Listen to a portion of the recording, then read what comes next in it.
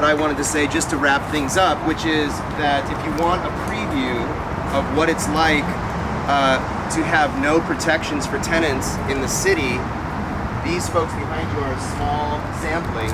There are over 200 tenants, we believe, that are either under threat of eviction or have already left under pressure from these management companies calling them every day, when are you going to move, when are you going to move, when are you going to move?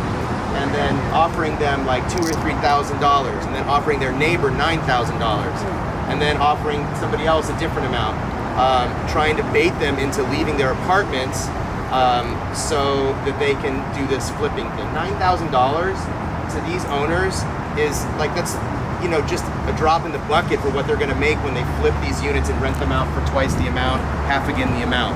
So we, as Jane said, need to pass the rent control measure that's on the ballot in November.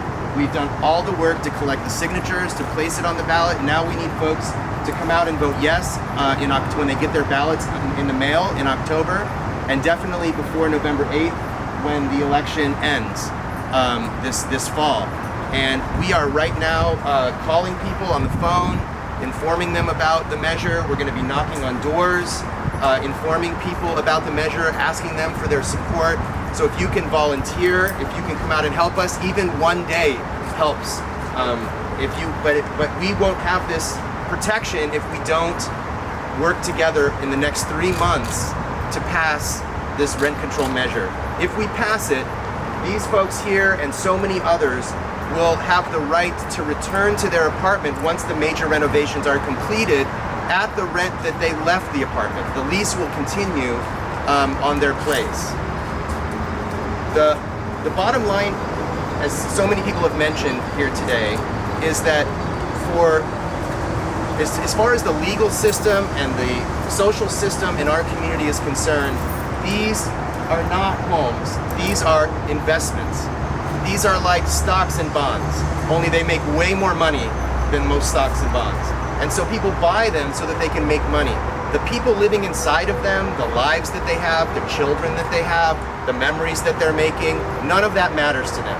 And so they evict people with impunity. We've had eviction cases in PJ's building several years ago. A man was basically at home to die of cancer. He was in his last days, and they threw him out without any regard for his life or his family.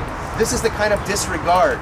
There's folks here who have lived in their units for 20, 30 years, and there's total disregard for people's lives. And so, as Jane said, we demand for this to stop.